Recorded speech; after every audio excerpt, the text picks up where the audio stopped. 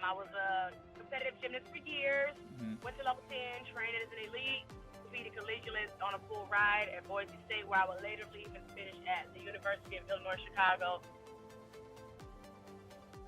With my little ones, especially the young ones, I try. My voice is stern, but it's still very light.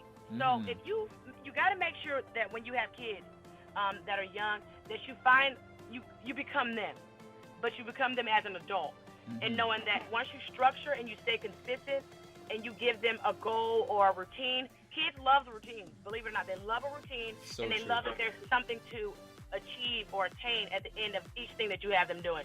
So when I come into a practice or a warm up, my little kids already knew, like, all right, Coach G's gonna start us with the frog jumps. All right, I want to see your best frog jump. Go down, push up, point those toes off the floor. I want to see your best gymnastics. So when I tell my kids to put their arms about their ears, or anybody that I'm working with, I'll tell them, put a crown over your head. I want to see my queens. You guys are all queens, and queens walk with their chest up, their shoulders back, and they are proud of who they are. So you got to be able to be relatable to them, but you also got to make sure that you're consistent. A lot of times, young coaches are inconsistent. So with inconsistency, it leads to failure. Therefore, you're never able to get them on a routine. They're not going to focus. And then now you got 50 different kids doing 100 million things, and now you're frustrated. So take your time with them. Find a way to relate to the group of kids that you're working with based off of the demographics and who you know that you're dealing with, and how you should deal with them. And stay consistent with them. Put them in a routine. Reward them. And it doesn't mean you got to go out and get candy and all that, because I'm not a big fan of candy and giving out candy for the kids. I think they need to find their own self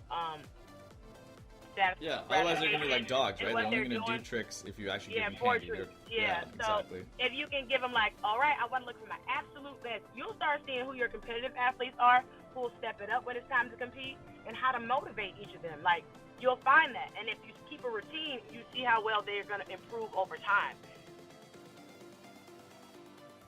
Yeah, because you have your visual kids that really need to be able to see. It's not just about showing, because I can show them all along and then put some kids through it.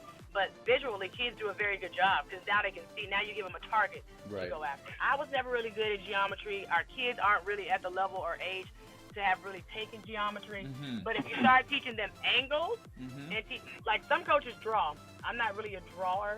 I just put them in the shape, or I demonstrate with somebody else's body. Or back when I was a little bit younger and I wanted to do the tricks, I would show them. But a lot of you still got it, by the way, just so people know. I've seen some of your videos. You can still do it. You still got it. I throw a handspring full on beam every now and then. Yeah. An inverted Jaeger, once a year. So yeah. No, because to be quite honest, those things are great to have, but those are luxuries. I've seen people from other countries outside of Canada, outside of America, that don't have any of this. But how do you create a great athlete out of that? Well, the foundation starts with the limbers, the cartwheels, and those things, and then you only have the cheapest equipment is going to be a slider, a pit foam block, and a panel mat. You can create a great tumbler out of that, and maybe an 8-incher, for cushion. But if I only had to pick 4 things, I would pick those 4 things, and I'd make it work.